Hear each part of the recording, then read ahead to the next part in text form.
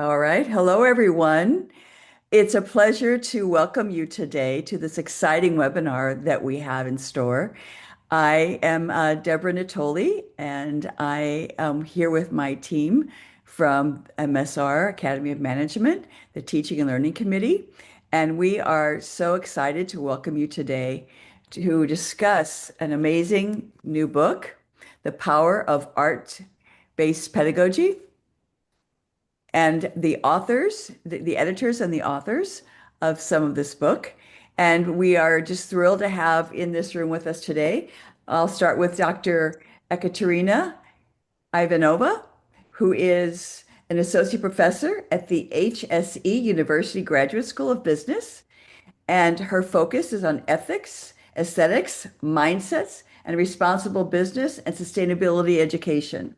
She serves as co-chair of the UN Global Compact Prime Sustainable Working Group on Arts and Impact, and as research lead for the Prime Chapter Eurasia. In the group along with her are her co-editors, and I'm going to ask that she introduce her team at this time. Thank you. Thank you so much, Deborah, and welcome everyone to our webinar today, a reflective dialogue on arts-based languages. And it is my special pleasure to introduce you to my dear colleagues. First of all, Dr. Isabel Rimanoczi, who is co-chair and the founder of the Prime Working Group on the Sustainability Mindset. And Isabel has written over 30 books, and I am honored to have done 2 books with her together as a co-editor. And today we will be talking about the last one that we did together. And Isabel is doing amazing work across the globe, developing faculty, developing those who help business leaders, coaches to make business more responsible, to make all of us more sustainability minded. And she did develop the sustainability mindset indicator, and she is probably one of the most long-serving people in the Prime community with what she does. And I'm just honored to have her as a friend. So I'll stop. And of course, she publishes not only academically, but also she is a very talented poet. And she loves to draw and she loves arts. And that's our connection to the topic today. And my second favorite person on this team is Divya Singhal. She is a professor at Goa Institute of Management in India, and she's also a co-chair of the Prime Working Group, newly founded on Arts for Impact, where we both are working in the same capacity. And we will explain to you how this working group came into life because of the book that we will be talking about today.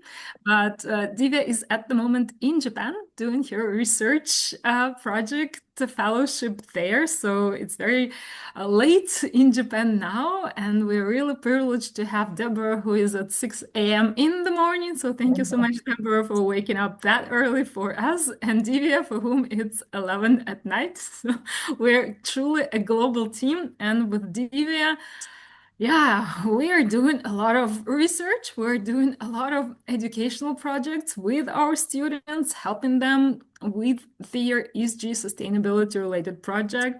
Yeah, just one of the papers of our students will be soon released in the special issue of the Russian Management Journal on workplace responsibilities. Just an example of what we're doing. And Divya, your research interests span across the area of sustainability, entrepreneurship, women's leadership, art-based pedagogies, well, you name it. And she is a fantastic person to work with. So back to you, Deborah.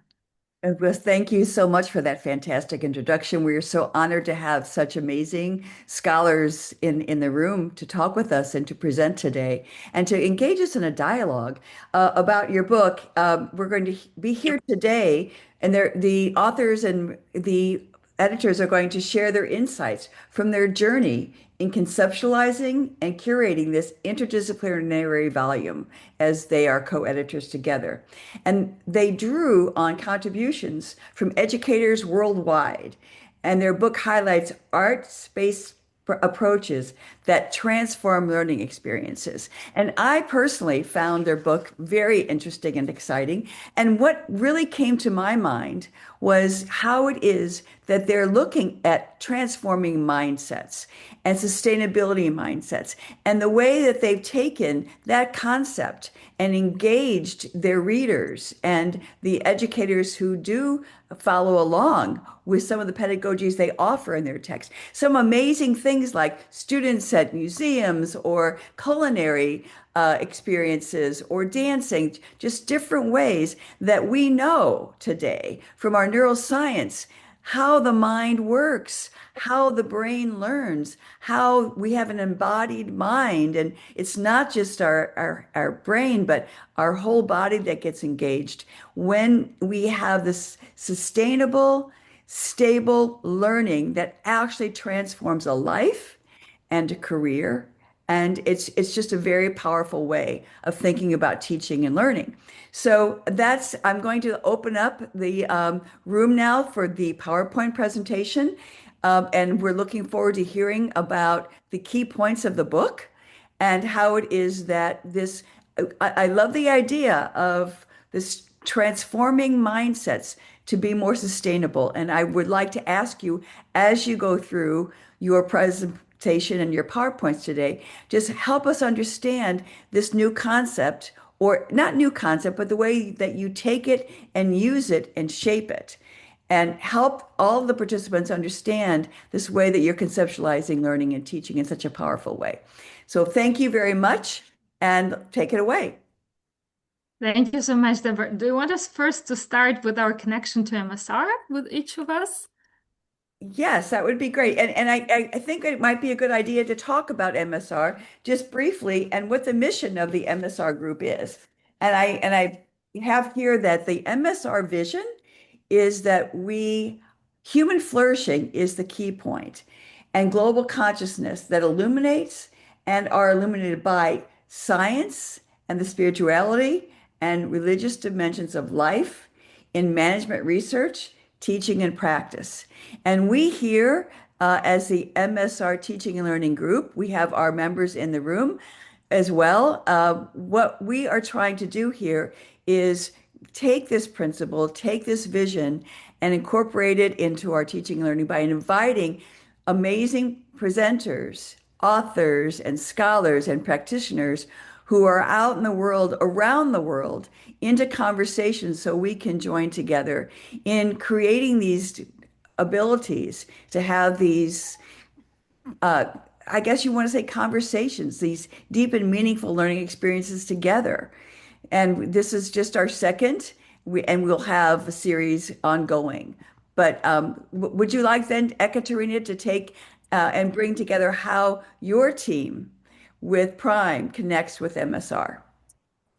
Yes, thank you so much, Deborah. And I want Isabel to step first because she, out of three of us, has the longest story with MSR. So Isabel, please share how it all started. Well, hi everybody. I think that I just connected with MSR because so much in the academy is about dealing with the head. And my own approach to learning, I have been very frustrated throughout my whole education that it was just the head and always feeling that something was missing to really engage me fully. And later along my career, I realized that when we engage the head, the heart, and the hands, having more experiential activities, but also including the feelings, the emotions, help identify, acknowledge these feelings, and then use them as a fuel for action. That becomes so powerful. And so when I first heard about MSI, I said, oh, I think this is the closest that I have seen to my own inclination. And so I found a wonderful community over the years with MSI. So that is how I have been there, and I'm not leaving. Very good. Thank you. Okay, I Yes. can go next because I was first drawn to the MSR community thanks to to Isabel, because we used to have professional development workshops as our annual thing that we would submit to the annual meeting of Academy of Management, and it was always MSR division that we ended up with. And yeah, we also did retreats, physical before the COVID, and most of the participants of those retreats that Isabel organized, and I helped her a little bit, they were also attended mostly by MSR people. And then I think formally 2 years ago, I was approached by past MSR chair, Nick Burton, with a request to participate in the elections. I was like, okay, really want me to do something with MSR? And he convinced me that I should. I said, okay, I'll try. He told me, you're not losing anything if you just participate. And that's how I ended up with being a RAL, responsible at large at the moment. So I'm serving my second year as a RAL for communications and outreach at the MSR division. And yeah, I'm still part of this amazing group of people. I'm really happy to have Jerry Biberman with us, one of the founding fathers of MSR, who is always also attending our sessions at the Academy and supporting us. And yeah, it is fantastic to have, and Tom Coleman has just joined the session. So yeah, this is a special moment to say that, yeah, this is the intellectual home and we love being part of the MSR division. So Divya, over to you. Thank you. Thank you very much. Of course, I've been following MSR division of AOM, and, my personal philosophy and my institutional values are very well aligned with the MSR vision. Deborah, you talked about the flourishing and, that consciousness. And I think at Goa Institute of Management, we strongly believe that mindfulness, compassion, inner development, and what, Isabel was talking about, head, heart, and hand. So we totally believe, and that is reflected in our philosophy. And we actually, I'm also a facilitator of social, emotional, and ethical learning. And we have integrated into management education. So I see a clear alignment with the MSR and the values which my institute and I personally, believe in. So very, very pleased to be here. Thank you so much. It's great to have everyone in the room together, and looking at the participants here, thank you all for joining us. It's exciting to see so many people in the room excited about this conversation and this new book, this new work. So why don't we go ahead and go through the slides and take a look at what this book entails. And I would like to make sure that we discuss then what is a sustainability mindset, because the premise of the book is that arts-based pedagogies transforms mindsets. And I would really like to have the definition and description of that sustainability mindset so that all the participants are on the same page. We understand the concepts together equally. So would you mind taking a look at that concept first as we then get into the slides? Ekaterina, maybe, I'm sorry, maybe you get to that as you go through your slides. I'm sorry. Let's do it that way. Thank you so much, Deborah. Since we have Isabel Rimanoczi with us, who is the founder of this concept. Yes, I know. Absolutely. That's what it.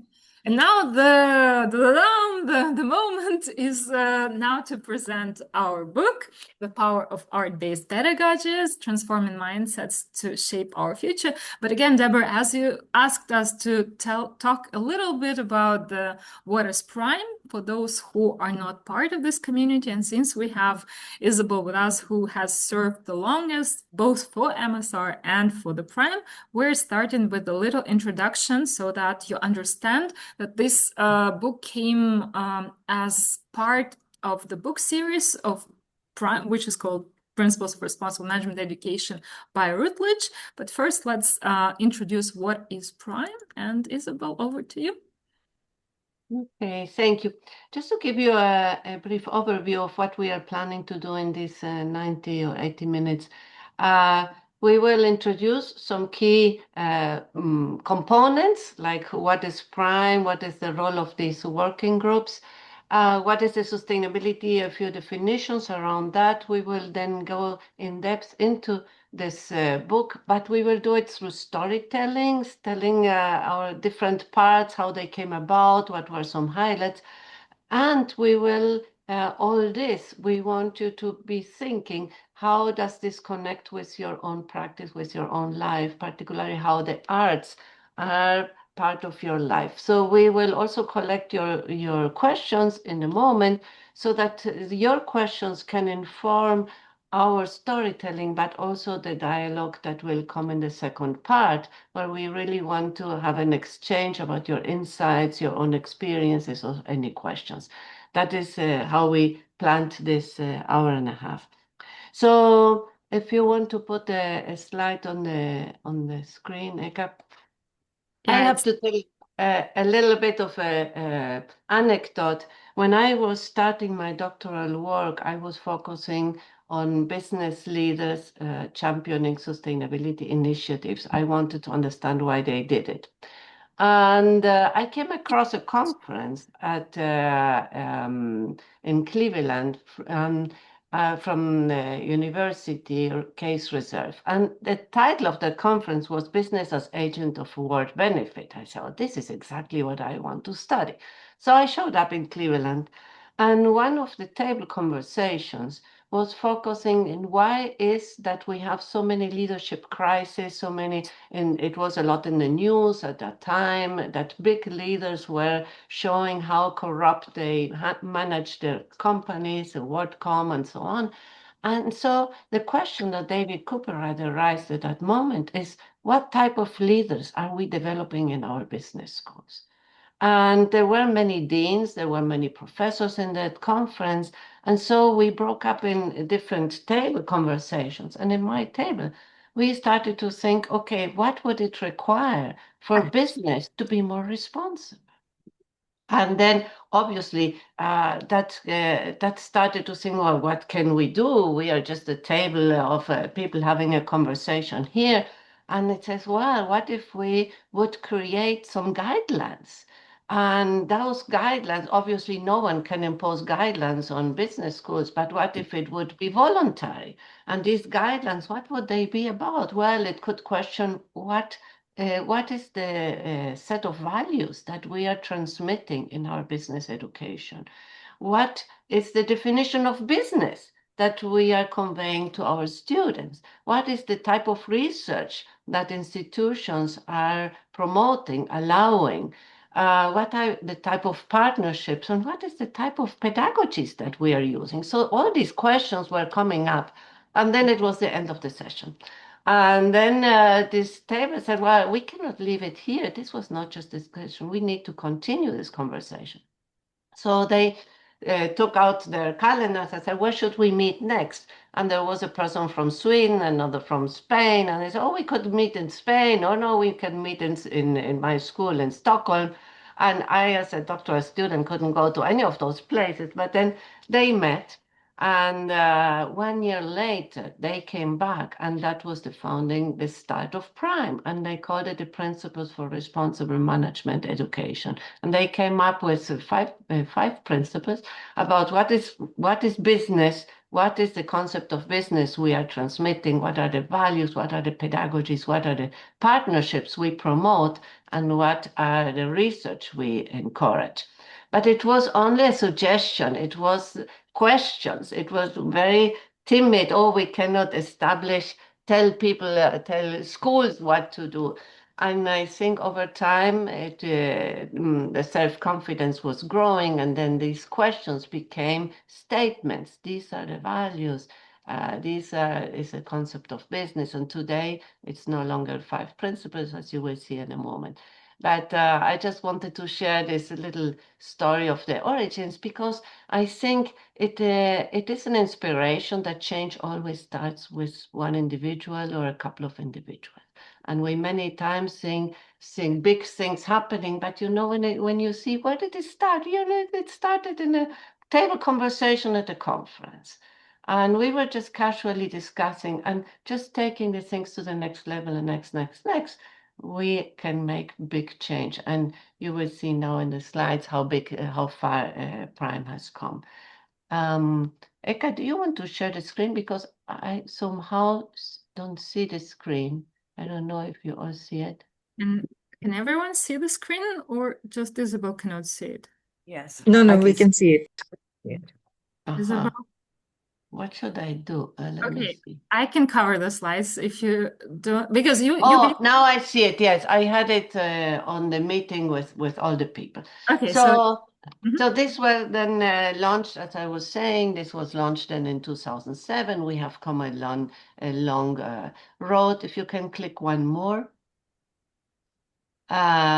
It is really about how to develop these responsible business leaders, because we think that by developing responsible business leaders, we will have sustainable business. We will, right now we have the 17 SDGs since 2015. So it is a better framework that helps guide these pedagogical initiatives. If you click one more. And there are over 90 countries represented today, 17 working groups, and Ekaterina Divya's one is one of the latest one, with art as a pedagogy for developing a more sustainable mindset. And since we are doing a few definitions, let me just state quickly that the sustainability mindset is just a particular way of thinking and being that leads people to make decisions towards the greater good. And there's a whole body of research behind that. And maybe Deborah, Muhammad, we can talk about this offline. Maybe we can do a session just about the sustainability mindset and how to develop it and how to assess and there is a lot of content there, and I would be delighted to share that with you. We can have that as a next steps if you want. Thank you. This is beautiful. Go ahead. Continue on. This is beautiful. Okay, Eka, do you want to share about the principles? No. Yes, thank you so much. Yes, I'm also now over to principles. Initially, as Isabel mentioned, there were 6 of them. A few years ago, they were revised, and now there are 7. So there are 10 principles of UN Global Compact, just so that you don't mix the numbers. And today we live with these 7 principles, which are quite self-explanatory. But the purpose principle, I think it captures it all, because this is the answer to the why question. So why does Prime exist? To advance responsible management education and to foster inclusive prosperity in a world of thriving ecosystems. I love the language of Prime, because now with the revised version of principles, that really resonates very much into the way research in regenerative way is capturing the most important global challenges from the Sustainable Development Goals. And of course, as any business school who is part, or university who is part of the Prime, we share values with our students, with our faculty, with the communities where we make difference. We teach, and we try to also implement the frameworks that we take from Prime, such as the very powerful I5 pedagogy.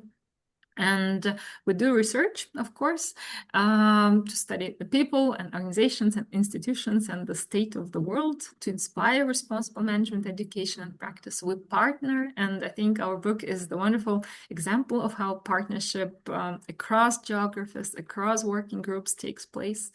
We also practice, so it was a new principle, because it's not enough just to teach and preach. You also need to incorporate all of these important sustainability practices on campus through your own experience as a responsible leader, as an educator. So this is very important.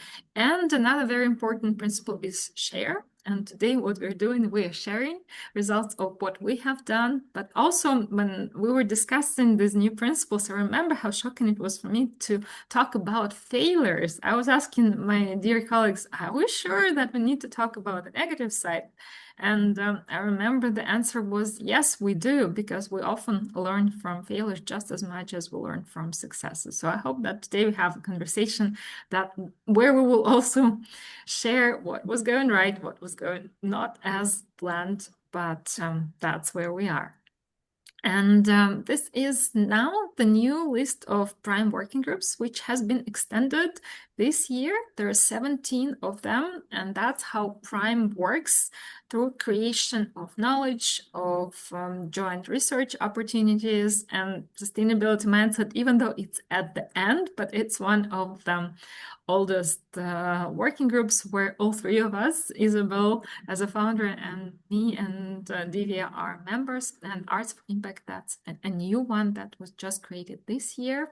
And if your school is part of the Prime community, you can join any of the working groups, or even if you're not, you can still, join, but maybe the next step would be institutional involvement. So all of the topics are listed here, and you are more than welcome to join this wonderful community, because that was the setting where our book started. So we thought that, and Deborah asked us to share what it is. So this is what it is. And now, Isabel, over to you with what we also promised to our participants. So we would like to invite you to take a moment and reflect, what is a question that you would like to have answered, to get addressed in this hour. And the reason we decided to ask you for this now in the beginning is because many times we attend the webinar and we are sort of in the receiving mode. But if we pause and say, what is it really that I want to get out? It helps us make it relevant for ourselves. And it helps the presenters to understand what is important for you, what is on your mind, what is intriguing you, so that we can address that, or maybe even later, if it's not part of the presentation, we can have a conversation about that. So just to understand where you're coming from, what is one question that you would like to have answered? And we'll give you 60 seconds in silence so that we don't compete, talking and you thinking. Write it into the chat, please.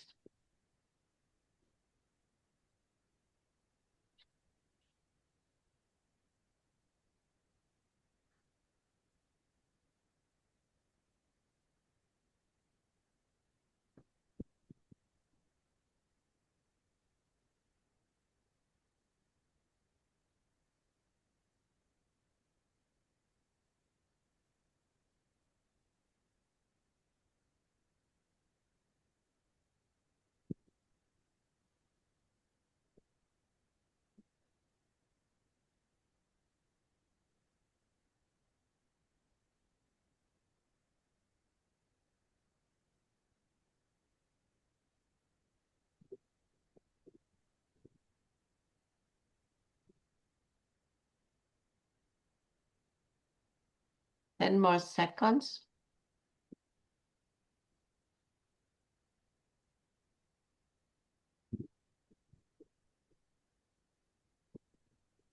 Okay, if you are still typing, please finish your question, click it to share it. And this also helps everybody in the room to see where the attention and the focus and the relevance is for everybody. Okay, and so with this, thank you for posting it. We will take a look in a moment, but let's start now with what we call the global book launch. Thank you so much, Isabel. So now I wanted to share not only the big moment, which we celebrated with the Prime community officially on April 10th, when the book was globally launched. And you can see the happy faces of the authors of this book, including Saloni and Charlie, who are with us today, and also the head of Prime. But we also wanted to share with you how initially I came up with the idea of this book, and then approached encouraged Isabel and Divya to join me. So it was back in August 2024, and we just returned from Academy of Management in Chicago, where we had actually won Best PDW from the MSR division. So there's another connection. After that, we had another conference where Charlie Young, who is also today my dear co-author, and Maria Ivanova, and another dear friend and co-author of mine, we went to France to another conference at the ICN Business School, which was hosted by the Art of Management and Organization community. And that was their biennial conference. They had quite many of them before that period of time. But for me, that was the point of transformation where I finally found the community of people, so like my crowd, where I thought that what I'm doing is resonates so much with the people whom I found there, and with the presentations, the talks, the informal conversations, the cultural program that we had, that the idea of the book was born, yes, in August 2024 in France. And then, yeah, we just did a call within the next few months with Isabel initially and Divya joining us. And we were surprised how many people wanted to submit their book proposals to this book, because we received over 60 book chapter proposals, and it was super difficult for us to really pick the 20 that ended up in the book. That's why already now we're saying that there will be book 2 soon coming up, but we'll talk about that in a moment. So now I would like to go over and ask Divya to take the next slide. Thank you, Ekaterina and Isabel, for sharing the background about that. And what you see on the slide is the work which, what an idea which began in 2024, culminated in 2026, almost 1.5 years of work. But what is most interesting in this journey is how the 17 countries and the 5 continents, 34 universities and 36 contributing authors, they participated. And of course, the business schools, 12 business schools, and of course, 3 of us were together, the Ekaterina idea. And we have this 22 chapters, 20 chapters by different authors, and the introduction by 3 of us, and the conclusion by 3 of us. And throughout these chapters, somebody asked in the chat about so those questions we will address. But throughout these chapters, the art-based pedagogy, and how they can advance the sustainability and responsible management education, those deeply experimented cases have been presented. So I'm sure this is truly a global collaboration. We enjoyed working on this book. So let us take you through what the book entails. And I'm sure many of the questions asked in the chat will be answered as we speak, but otherwise also we will take all those questions. So back to you, Ekaterina. Thank you so much, Divya. So we're moving next, and we start with the foreword. And the foreword was written by another very special person whom I met in France at Nancy, Pierre-Gilles Dumonton, and he is the author of this book, The Art Firm, and probably one of the most significant, if not the most significant person who established the field of studying aesthetics organizations. Since I personally met him in Nancy, it was not a question whom to approach. Of course, Pierre, because he is based at Stockholm School of Economics. He is the founder of the Art Initiative, which is, by the way, part of this book. It's also one of the book chapters, and it's, if you're interested about how it developed, you can also read it in the book. But at the global book launch, Pierre did a live performance, because he was based in one of the amazing rooms with the art collection that Stockholm School of Economics has, and he just showed us, this is Mondrian, and this is how it is part of our campus. It was for me a very special moment. And I know that it's not always easy for people who are already into arts and art-based pedagogies to bring this on campus. Of course, there are always finance people who would not be taking this seriously, or the logistics who might not see the value.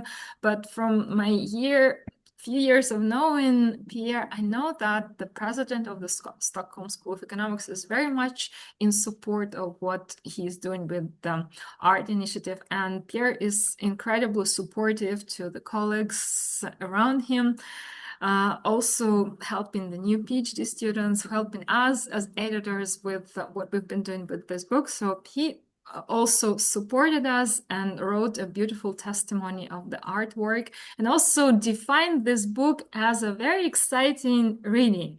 And I'll just tell you that by looking through the book, that you can see a lot of pictures. There are almost 100 pictures, which we as editors were crazy about when we received them, because normally books are black and white and text, and this book is really fun to read and look at. And that's also part of why we think that art belongs to the management, education, and responsible management. So now let's start with endorsements. And the reason why this book received over 25 endorsements from leaders of responsible management education around the world. Why we're sharing this with you? For us, when we approached these very distinctive people, we needed a validation to see if really what we are making is in line what thought leaders find resonating important at the moment. That's why we reached out to them, and we were surprised how many of them responded. And we just wanted to share a few of the quotes.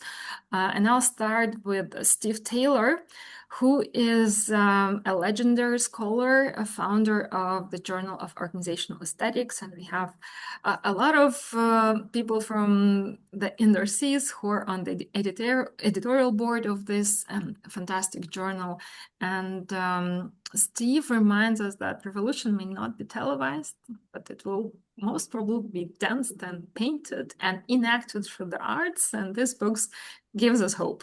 And this is what our world needs at the moment very much. And another person who supported us from the Prime community is Tima Bansal, whom many of you know through her fantastic research. And she is the founder of the National Business, Divya, help me please, the name of the association. Network of Business School, NBS. Yeah, NBS. Yeah, so the founder of the NBS, and the person who is also into arts. And we thought that with also her validation, that showed us another importance of what we were doing. And now over Divya to you, Beck. Yeah, thank you. And just continuing this journey of the endorsement, what you see, of course, there are multiple people, but what we have done, we have segregated those, and these on the slide, you see the artist educators and Professor R. Edward Freeman, who doesn't know him. His work on stakeholder theory has fundamentally shaped how we think about business and society. But I'm not sure whether everyone in this room, e-room, is aware that he's also a musician. He's also an artist. And the endorsement, a strong endorsement which came from him, was really encouraging. And his message was particularly relevant and a validation for us, because he says that as we enter in the age of increasingly this artificial intelligence and data-driven world, there is a growing need to retain what makes us human: creativity, empathy, and ethical reflections. And many of you have asked in the chat. So he says that art and art-based approaches helps us to do exactly that. And I think, we are really grateful for Professor Edward Freeman and all others whom you see on the slide for this kind of validation. So next slide, please. Okay, we are also grateful to the frontline sustainability experts who have emphasized, and you see many names there, but we just want to, because we want to address more questions and about the chapters. So I will just highlight Professor Wayne Weiser. His latest book on thriving is very interesting. And he pointed out how the art-based pedagogy can unlock creativity and inspire innovative solutions. And he says that today's problems require the mindset which have that creativity and innovative solutions. And he says that the educators will be able to equip the graduates if they have those arts and art-based pedagogies, and then the world will be a thriving future. So thank you, Professor Wayne Weiser and others who have contributed. And now we move on to the next endorsement section. Over to you, Isabel. Thank you. So this section is about the visionaries, and some of you asked in the chat, what is the connection between art and sustainability? I like that question. Really, the bridge is in the mindset, because we have a particular tacit mainstream mindset that got us into trouble, right? So how do we change that mindset? And arts is an instrument, it's a resource that we can apply as a way to help people reach a different degree of awareness, an awareness that is not always coming through the cognitive understanding of concepts, but is experiential through the intuitive relation to art. And Miguel Cordova Espinosa, who works at the Tech now, he has been a long-time colleague and friend of the Sustainability Mindset Group, working group also. He was particularly suggesting the value of the interdisciplinary education. He found that art could be a language applied to no matter what. And he teaches supply chain management, for example. That is his area of research. So he was seeing that the arts had this versatility. And some of you asked what type of arts, and you will see it in the stories that we will be sharing briefly, that really there is a broad scope of artistic or creative resources that we can bring into the classroom. And you can find which one suits best to your liking or to your possibilities. So in the next one, click. We have Dan Leclerc. You may have known him. He has been for a long time the CEO of AICSB, and now he is with the Global Business School Network.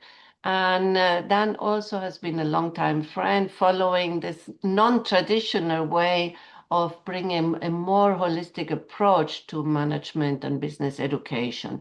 And he was thinking that the arts were really developing a connection with our emotions, or the emotions of the students, and that also can unleash the imagination. He sees the imagination as such an important tacit talent that we all have. We may not think we are imaginative, but we are all.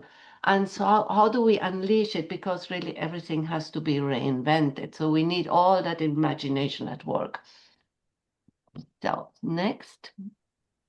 Thank you so much, Isabel. So back to me, but as we were talking, one of the people who endorsed our book, Elena Antanakopoulou, just joined the session. So thank you so much for being with us, and the honor of having you among our endorsers. So I just wanted to acknowledge this as I saw your name joining us today. So what we did in the introduction, as we curated the submissions to the book, we didn't really have a structure of the book, but with the 20 books submission, the 20 chapters that we have in the book, the structure came up very naturally. And in the first part of the book, we talk about educators as artists. So that was our very first discovery. The second part of the book talks about how we connect art and action through experiential learning. The third part of the book talks about space. So how can aesthetic spaces and art-based pedagogies work together? And the final fourth part of the book talks about how digital technologies, arts and crafts work with art-based pedagogies, or through them. And in the first part, in the Chapter 1, of course, we introduce all of the chapters as co-editors, kind of define the terrain, talk about the 20 cases of art-based pedagogies for the mindset shift, and explain how this terrain of art-based pedagogies work. And now we will introduce from each part of the book just one chapter to illustrate what the book contains. What is the book content is like. And now over to you, Isabel. Thank you, Eka. And for those that arrived later in this meeting and didn't hear our first part where we explained what we will be doing, we will share a little bit about this book. And we invite you to write into the chat what is one question that you brought into this session, where your curiosity is, so that in the second part of this space today, we will address your questions and have a dialogue about your insights, how art is present in your life, in your pedagogy, etc. So if you just joined, think what is one question that you brought in, and that will help inform, also understand where you're coming from. So the first, one of the chapters in the part 1 that I wanted to highlight is about a dear colleague. Her name is Gretchen Renshaw. Gretchen is the head of the wind instrument band in a school in the Hendrix College in Arkansas. And I met her in a retreat we organized, and she brought her tuba. I never heard a solo of tuba, and so it was wonderful to hear that. And that retreat was about how to bring into their teaching the sustainability mindset. I never thought that a tuba teacher or a head of the wind ensemble would find the connection. Well, she found it. Not only that, but a year later, she organized with her jazz band and another section of the school an event that she called Sustain. And in that event, she invited the community. The people from the band were playing different pieces that they identified that represented key aspects of a new mindset for sustainability, how we could focus on different aspects using the principles for a sustainability mindset as a framework. They chose a piece that represents oneness in nature, that represents interconnectedness, that represents both unthinking, etc. I couldn't believe it, how they transformed something that was an abstract conceptual frame into music pieces. And they found musical pieces from now, from the past, from contemporary artists. And then they invited an art division from the college to make prints that represented these different principles. And they were showing the prints at the same time that they were playing the music. I mean, it was an unbelievable experience. And she sent with me the Vimeo link. So I was watching it in real time and I was in tears. I really couldn't believe that this was possible. And so when we started with the book, I said, Gretchen, you need to write this story because this is so unbelievable, how do you say, innovative. How can music convey principles for a sustainability mindset? So that's Gretchen's chapter, the story about, and then she did future concerts. She did another one in the following year. Click. Okay, thank you. This is my part. So part 2 is all about integrating art and action in experiential learning. And of course, I want to thank all the incredible educators, authors who have contributed in this part. I would like to especially focus on one chapter, which is chapter 7. And the chapter is by Fernanda. She's from Brazil. And when I read again and again Fernanda's chapter, I feel very, very fascinated by the fact that how beautifully she has described the journey of using art as a pedagogy.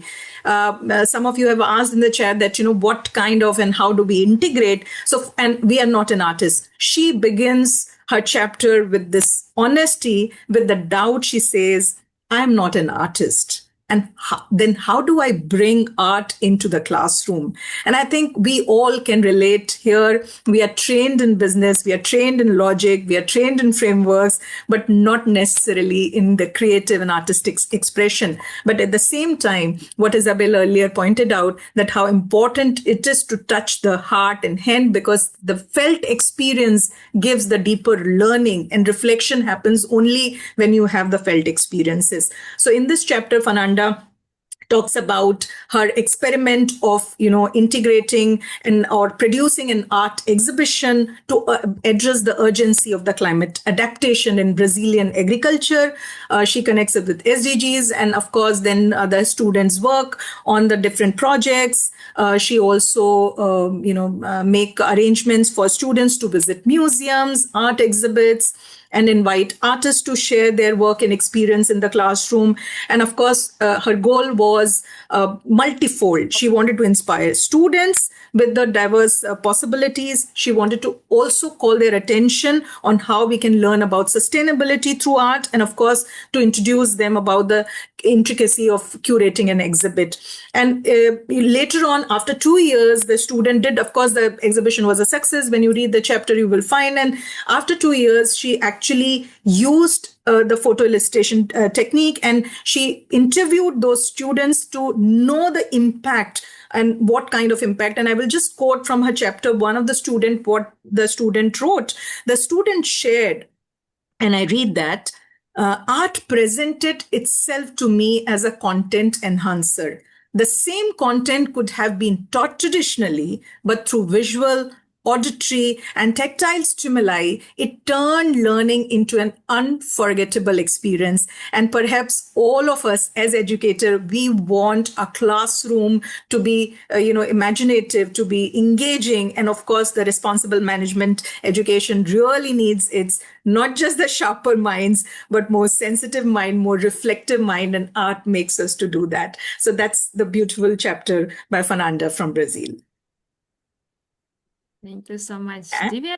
We're now in part 3 of the book, and I'm honored to present one chapter from this book. And here, out of multiple chapters we have that are talking about using art in creating aesthetic learning spaces. So we will talk about the chapter 13. And since Charlie is here with us, I hope that he can also contribute a little bit, but I will start because with Charlie, we share a passion of art-based pedagogies, and we love doing exercises with our students in America, where he is based at Southern Connecticut State University, and with my students at HSC University in Moscow.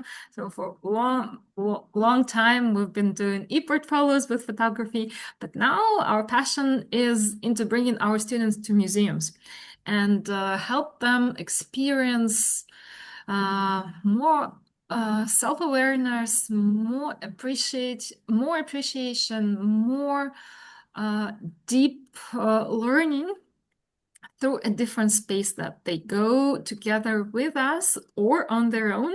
So for this book chapter, what we did, we actually had a specific assignment for the students to go to the art-based Arts Museum, Contemporary Art Museum, and they had to write a reflection based on this experience, and they had 4 guiding questions to answer about what they have learned about themselves, the object that they were observing, why they have selected it, and analyzing those reflective essays. We were surprised how similar topics that come out from this experience are for both the Russian and the American students.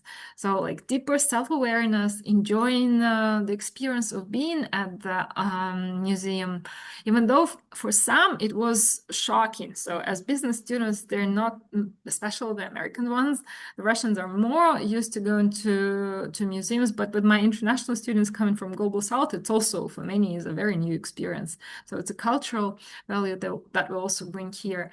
But also, maybe one theme that I love the most out of the 6 that emerged is the connection to action. So students feel way more empowered after this museum visit to do something on the sustainability mindset, because That's what we want them to develop as part of the learning activities that we're doing with them through our courses. So maybe, Charlie, you can share a little bit more if I haven't covered something. Ekaterina, I mean, you did explain all the key ideas. I just add that I feel very awkward with that picture. That picture was taken at the Museum of Modern Art in New York City. That's it. Thank you.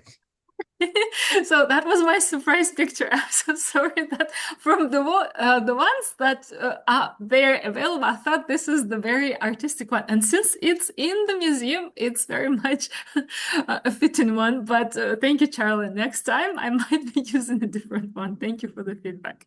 So we're now moving on and back to Isabel. Okay, by the way, I love that picture, Charlie. I thought that it was particularly chosen for this because it just shows your more holistic approach and the playful approach that you bring to the very serious student environment. So in the part 4, I want to share about one of the colleagues and co-authors, click, click, click. And he is with the Parsons School of Design in New York. His name is Rasko Delnik. And he wanted to share an experience that he designed for his students. And he said, I will start having students analyze their own lifestyle. So it is a little bit of an action research. They have to look at their own personal lifestyle and from the perspective of how are they helping or being an obstacle to reach a 1.5 centigrade goal. And so that was a surprise because everybody had to look at what they were doing on their own. And then he invited them to design a hack to the system, and which obviously students like to design hacks because you shouldn't be a hacker, but this is an authorized hack. So what aspects of the system in which you are living that creates an unsustainable lifestyle could you hack? And so that is the story about Ras. And when there was one question, I think, Tom, about how do we reach inner transformation? I think this is a great question because some of our authors have shared excerpts from students when they in their posts share reflections about how this experience in that course and with that what particular activity has shifted their way of thinking, had made them look at themselves or each other or the world in a different way. So we have little anecdotal pieces. We have a research tool, the Sustainability Mindset Indicator, that can assess where an individual is at the beginning and at the end. So none of these chapters are relating about that, but there are tools. So we can talk about this in another session. Thank you. Thank you, Isabel, for talking about the 4th part of the chapter. And now we are to the conclusion. But in these 20 chapters, the authors have demonstrated, be it performing art, whether the dance, music, or theater. Saloni is here. Her chapter is about the theater. And people have used the visual arts, the collages, the exhibitions, the painting. People have used the culinary art, like, our co-editors, Ekaterina's chapter also about the culinary art. So all these chapters and what we have done in this concluding chapter is, I think, very reflective and deeply personal to all 3 of us.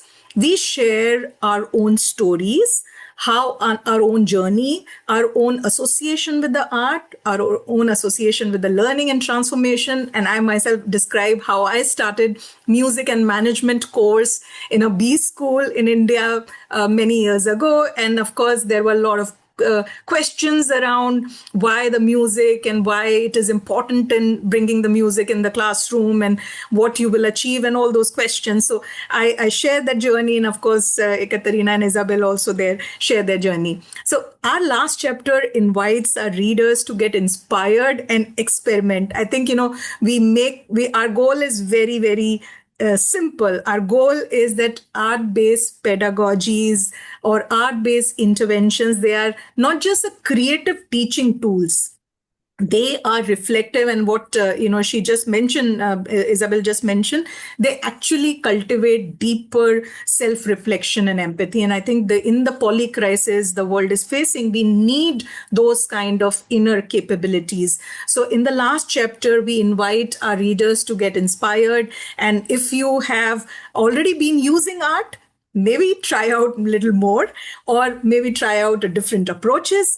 Or if you have never done it, maybe let yourself guided by any one of the chapters with that most resonated with you. So that's the chapter 22, and we hope that this conclusion, sharing our personal reflections, tell all the educators that they need to also not just the teach differently, but as educators in this world of AI, I think we also need to reflect differently. We need to feel differently, and of course, we need to reimagine,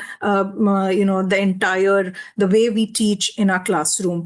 And I would like to end this with some lines of the poem which we have included in this chapter, and it says, and let me quote: "Let the classroom be where curiosity sharpens. Through reflections, societal awareness deepens. Discussion around climate and society becomes easy. Co-creation of solutions of challenges look breezy. May we as educators learn from each other, go beyond traditional ways to truly discover. Through art, let us shape not just impressions, but spark a new vision of mindset transformation." Yes, mindset transformation. That's all about the book. And now, the next part. Thank you so much, Divya. And that was the lines that Divya has written. So you can see that the artistic part of us, it was manifested here. And that was a wonderful example. And the next slide shows us a promo code that you can use to get a 30% discount if you want to get your own copy of the book, the physical one as the one that we'll have as the editors or the contributors, or if you want a digital one, because as Tima Bandal tells us, she's trying to dematerialize as one of the book indices, and she's no longer buying physical books, but yeah, you can read it also electronically.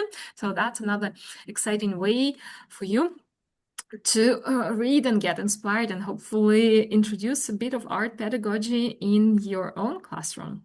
And now, Deborah, over to you. We're finished with the formal introduction of the book.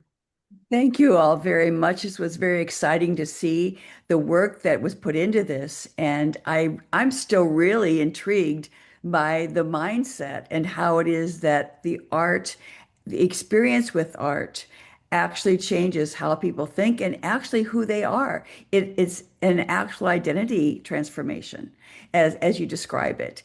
And I would like to think at this point now we open it up to the participants to ask questions, to talk about perhaps any time that they've used art themselves and experienced a transformation in thinking and maybe even in their sense of being, or if they've used it in the classroom, or any questions you have for our editors and authors.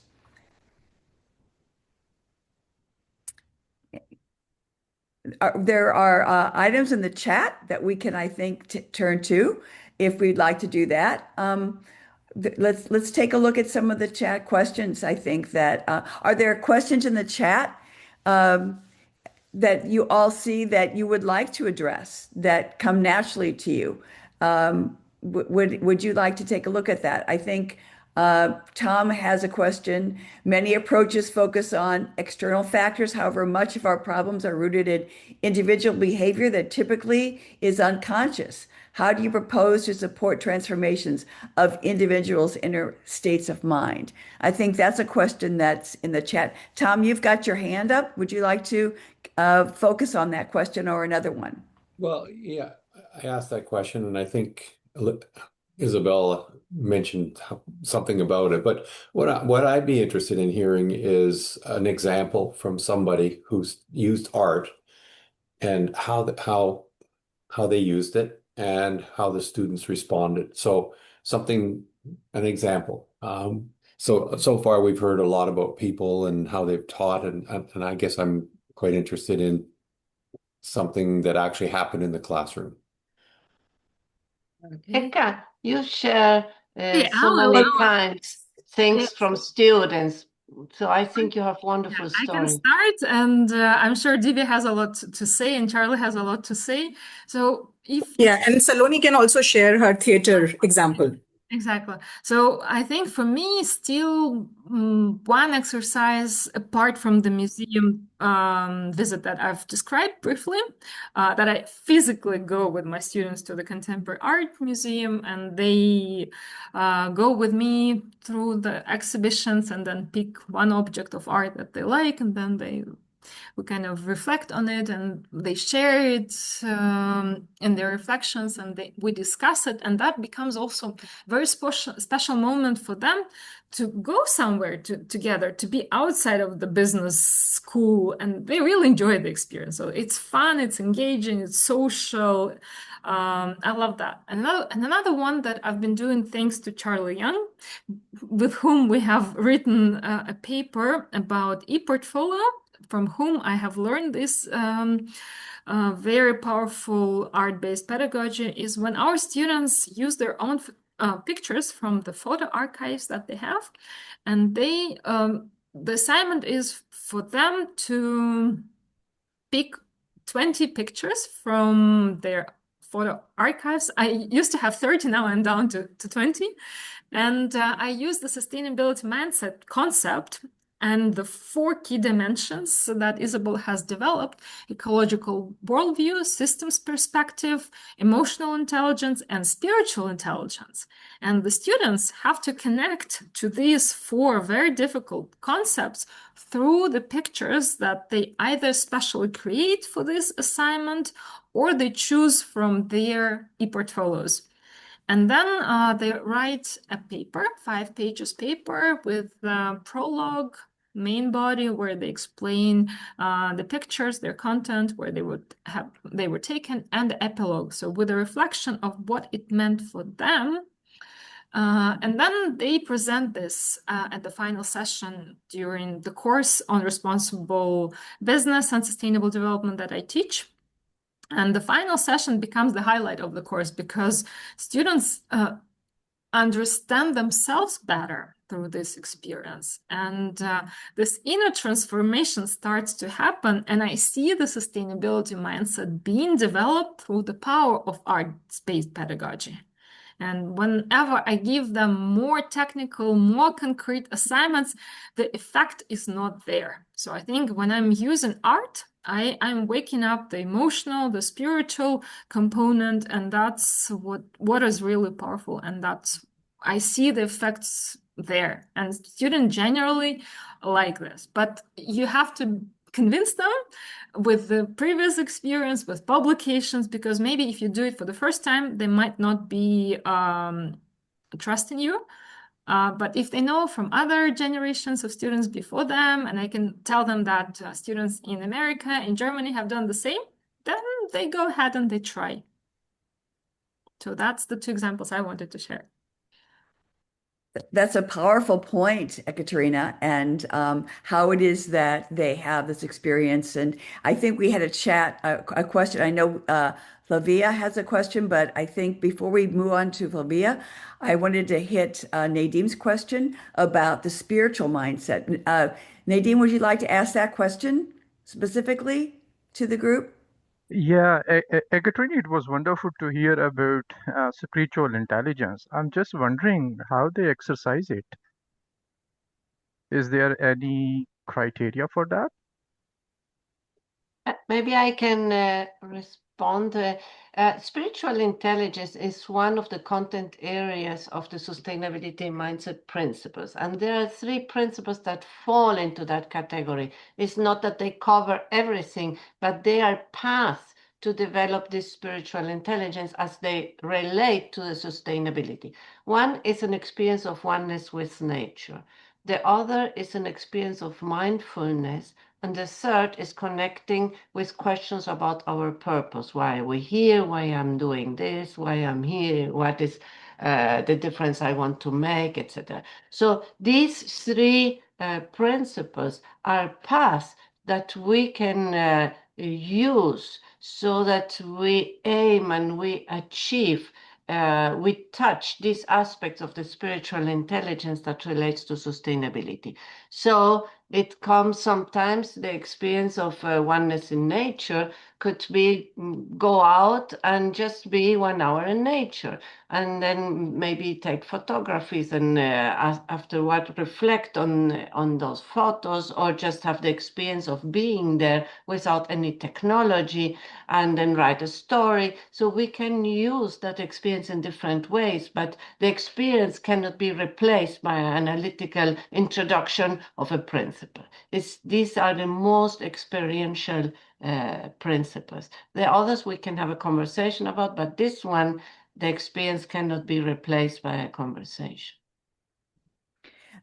That's very powerful, Isabel, and thank you for describing and explaining that. And I'll share briefly that I had an assignment for my students a few years ago, and they had to either go to a museum. They had to do this on their own, and they had to take pictures, and they had to record their experience as they watched or saw. And so they had to find a piece of art that they were attracted to, and then walk up to it and record it as a qualitative researcher would.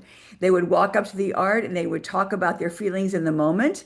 And then I asked them to step back and look at what's the relationship of that piece of art with the other art on the wall, to look up the artist, to describe their connection with the art and the artist.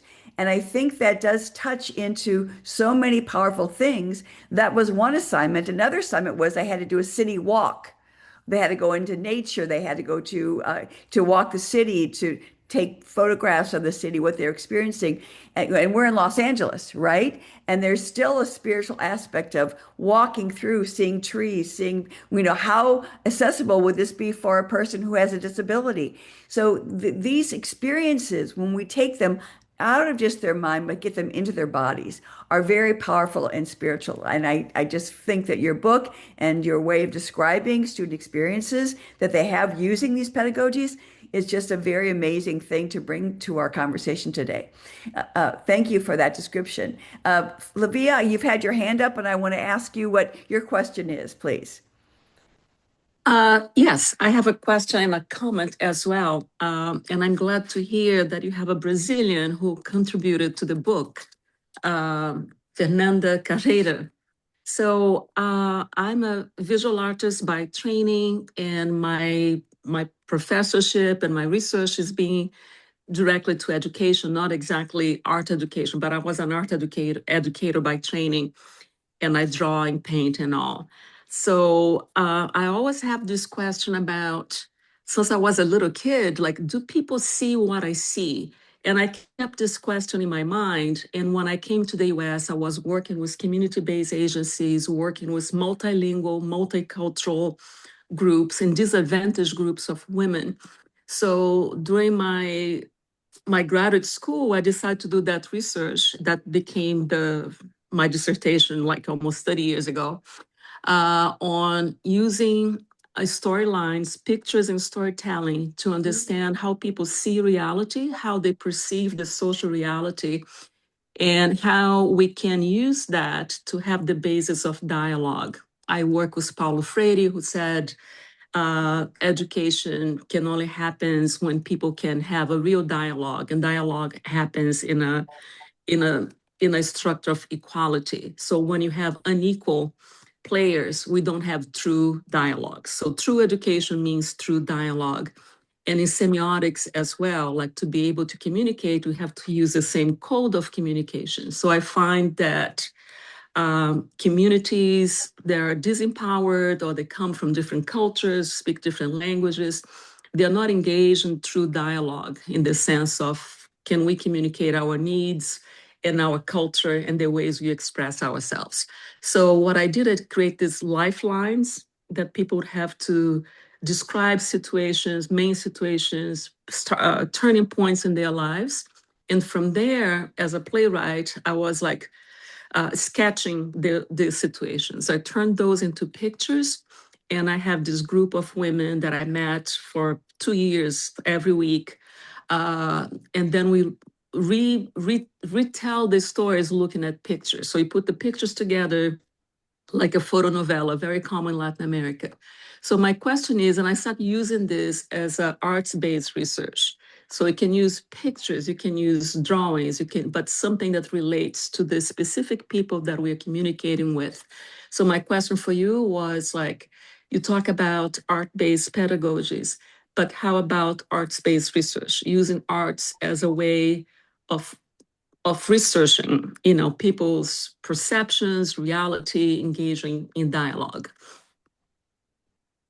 Thank you so much, Flavia, for amazing question. I think this is our next thing to do because now with Divya, we started a new working group within Pride. It's called Arts for Impact. And there's a special research conference at Prime, which is called RMERC, or MERC, Responsible Management Education Conference, and Charlie is nodding his head. There we have a track on arts-based pedagogies, which is a research track. So our intention is to continue, of course, this work with more research on how we can better understand ourselves, organizations, institutions, with the frameworks that we already have, or create new theoretical contributions. And Divya, maybe you can say a few words more on this. No, so I can just add to Flavia that even the Fernandez chapter, so she used the art and art-based pedagogy to teach the concepts, but she also used the art-based research, the photo illustration method, to actually infer, the students' experiences. So I see that that's the goal of our working group, that we want to create more tools, not just for the educators to try it out, but also the research-backed, art-based pedagogy research-backed, and our track is, of course, in that direction. And hope this helps answering your query. Actually, my interest now, because I just kind of retired from my current position as a research faculty at Florida State University, but I'm embarking on a new chapter in terms of, I wrote the book, The Photodialogo Method, and several articles on that. So it's looking for the things that I could no longer do at my position at the university, but I want to explore something that is closer to me. And in fact, is there any ways that I can collaborate with your group? Join our working group. We have a few slides at the end. How can I do it? How can I join the working group? Easy. Well, in a few minutes, we'll finish today's presentation with the formal announcement. So you'll see it's fantastic. Very I'm so glad that I came across LinkedIn about this, because otherwise I wouldn't know about what you're doing. I'm very happy. Exactly. Thank you. Great questions, great conversations, and connections, right? Dijit, I think you have your hand raised. Would you like to ask your question, please? Yeah, hi everyone. This session has been so interesting, and I really connected because since the past few years, this is just to share some of my experiences, my little attempts at trying such things. So ever since I was a child, I was very interested in arts, in dance, or tried my hand at little paintings or something. So the past few years, somehow I wanted to do something different. So during my assignments, I have been giving them, so I teach mainly marketing nowadays. So I've been giving them designing marketing campaigns around different themes. So a few years back, we had this countrywide campaign on Independence Festival, on achieving 75 years of independence in India.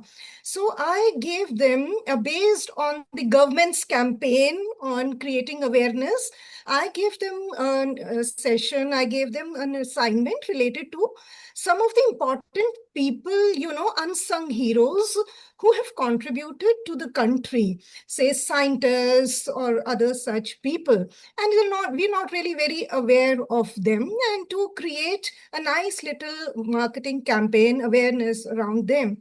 So 2 or 3 of them I found so beautiful that I attended one conference at IIM Ahmedabad, and I'd done an FTP research from there. So I had my 4 or 5 teachers who had been conducting our sessions. And I created one little souvenir for them for that. And they were so amazed looking at that. They really loved it. And then I gave another year, I gave them a topic, because I'm in Delhi University. So we have in Delhi students coming from all over India. So many students, they come here leaving their families behind and they come over here. So once I gave them this assignment, talking about sustainability, think about any problem that you see around here and you make an awareness campaign about that, and you also give some recommendations. So not surprisingly, many of the students came up with beautiful, and some of them use Canva and apps to draw their posters, and some even do it handmade.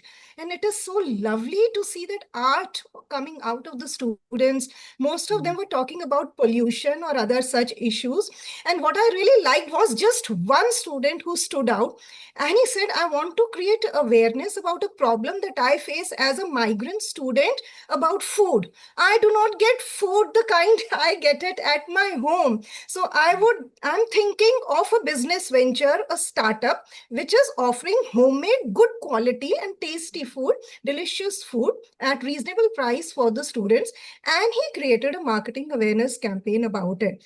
Then once I gave assignment on during those days, there were some concerts happening, Coldplay, Taylor Swift, Diljit Dosanjh concerts in India and abroad. So I gave them, you create some kind of a concert. And they created such beautiful artistic campaigns. And, I happen to have one of them over here. So this was sort of handmade. They have made this lady who is perhaps a traditional singer, and this is based on a traditional festival held in one part of India in Bihar, which is the Chhat Puja, which is to honor and honor the sun god. It is basically for worshipping the sun god. And they have this concert by this lady, and they have this beautiful handmade painting. I don't know whether you can see.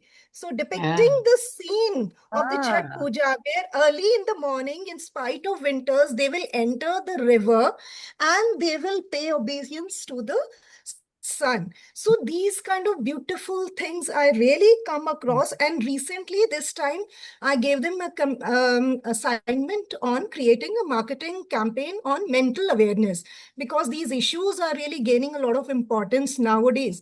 And I was so amazed. One of the students, they created a video marketing campaign out of it, talking about the mental health.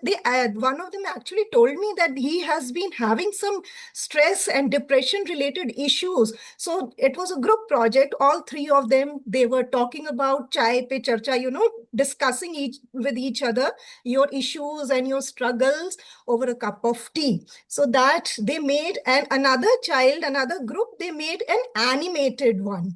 So others were the usual on app, and some were drawings based, and they were so beautiful. So just wanted to share.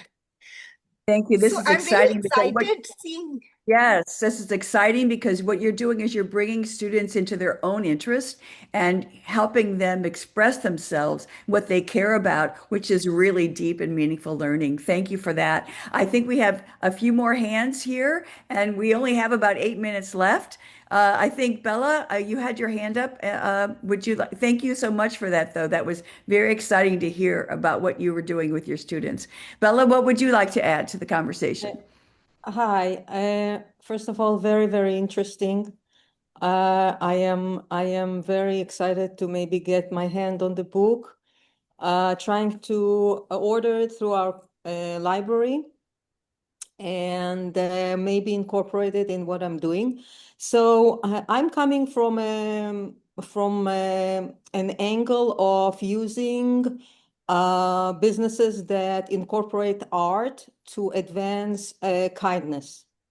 So that's where I come from. Wow, that's fantastic. Yeah. Would you like to say another minute or so about that? Take a little bit more. So I'm teaching, for example, in my principles a case that I wrote that are in the process of being published about Kindness Rocks project. And this is, again, using rocks to do art and place them in different places. There are kindness gardens today, kindness rock gardens. Actually, I took some pictures of recently. I visited. So it's a whole thing. It's a movement, basically, more than a business. And I'm in the process of writing another case. I'm tying it to cause-related marketing, social marketing. That's where I find the connection to my courses, because I'm a marketing professor. So what I wanted to ask is, I understand that people doing wonderful things, and many come from the art side of their background, which I don't have at all. But are there cases that you can actually implement, like business cases, that I can look at and have some examples how this art-based pedagogy is implemented through a case study approach? Does anyone know about? I don't know of anything offhand. Does anyone in the group know of a case study that involves art So, may Yeah. I? So Yes. Giselle has actually written, I will find out as we speak, an article highlighting some businesses. But in India, we have a hero group, and they have created something called Serendipity Arts Festival. It has now gone to UK also. So it completed the 10 years. So that's a business group. And they have created a immersive art festival, performing art, visual art, culinary art, and how they have used the the exhibits and the dance and music to create, of course, the awareness outside the businesses, but inside there also. So I will share that in a moment. I search on the Google and I will share about that. Maybe I'll just That would be add great. one thing to this. I also don't know any cases about how to use arts-based pedagogies in the classroom, but that means that there is room for it. Or maybe I just don't know. Charlie, have you heard anything about that? The cases on how to use arts-based pedagogies in the classroom? No? At this point, I cannot think of any, but there must be something, I'm sure. Yes. Must be. Or something can be created. So this is an open invitation, and again, something that we can do together. So open invitation to join the working group and continue this journey together. That sounds like a great invitation. And I would like to take about 2 minutes to just explain to everyone what this group is about, and then give the last 3 or 4 minutes to the team to finish up. I just wanted to say thank you to everyone who's participated today, and let you know that this webinar today is one in a series of ongoing webinars sponsored by MSR, the Teaching and Learning Committee. I want to thank Megan, Nadim, and Rima, who are members of the committee, and just share with you that we have 2 upcoming presentations. One in August is going to be with a Jungian analyst, Rose Holt, and she's going to talk about ancient wisdom and the I Ching and human adult development. And we have another one coming up about 8 weeks after that with a woman named Jennifer Wortham, and she's with the Harvard Human Flourishing Project. And she right now is in the Vatican doing a 3-day presentation on human flourishing. And what she found, what their team has done research over, it's a longitudinal study on how humans flourish. And she's going to be coming and being part of this group and conversation in the future. So I just wanted to bring that to everyone's attention. And team Ekaterina, would you like to finish up and Yes, thank you so much. capitalize on how we can find out more and get your book? Thank you so much. Divya, can you please step in? Yeah. So thank you so much. And of course, we have been talking about the book, and we have also been talking about the newly formed Prime Working Group on Arts for Impact, which Ekaterina and I are co-chairing. And as you can see, the steering committee members, and the goal of this working group is simple. We want to create awareness among educators about the pedagogical value of art in fostering the values which we have been talking about for last 70 80 minutes, about the empathy, reflection, and those kind of inner capabilities. We want to have research and disseminate the classroom and outside classroom practices, the cases, and of course we want to develop the practical toolkits, frameworks, and the teaching resources. So the joining is very simple. We will share in a moment the link. Whether you are a Prime member or non-member, you can just be part of our group. Follow us on LinkedIn. We are active there. We are supporting each other. And, of course, this, as Ekaterina hinted, that a second book is in the planning stage, and we will soon announce it. And just be part of this community to create impact through the arts, because arts is immersive. It is a perspective building. So felt experiences are always better. So please join us. And over to you, Isabel. Okay, thank you, Divya. And there were a couple of questions. One was how the universities can connect to Prime, and you just heard it through Divya. And also there's this other working group on the sustainability mindset. If you want to join it, you send me an email or you go to the page. Or we also have a LinkedIn group for those members, which is a closed group for this community, but we are very active. There are over 360 members at this time. It has been around since 2014. And another question that was posted on the in the chat is, how can we work together, MSR, with art and with Prime? And I suggest that we take this conversation offline and have another meeting and say, okay, what is it that we can do? Exciting, and And that's a yes, great. we will have, sorry, Deborah, just a quick announcement at the AOM. We will have a session about arts, and it will be interactive, and people will be able to hear a few stories from some of the authors, some that we mentioned today and others that were not here today, using cooking, for example, as a way to enhance the creativity of the students. And then also an interactive part where we will invite the audience to do something that is creative. So that is at the AOM. And Barbara, up to you now. Thank you. Thank Deborah. you so much. Basically, this is the thank you slide to thank everyone who found this 1.5 hour time to join us today. And you can always reach out to one of us. Those are our coordinates. And there will be a recording shared on the YouTube. So if you need something, it will be available at the AOM MSR YouTube page. Thank you so much, Deborah, for being Thank you all. This has been fascinating. We appreciate you bringing this to our attention, ways to teach and learn in new ways and in profoundly impactful ways. And thanks for giving us all the information to stay in touch, because we are not finished yet. We have more to learn from all of you. Thank you with all our hearts.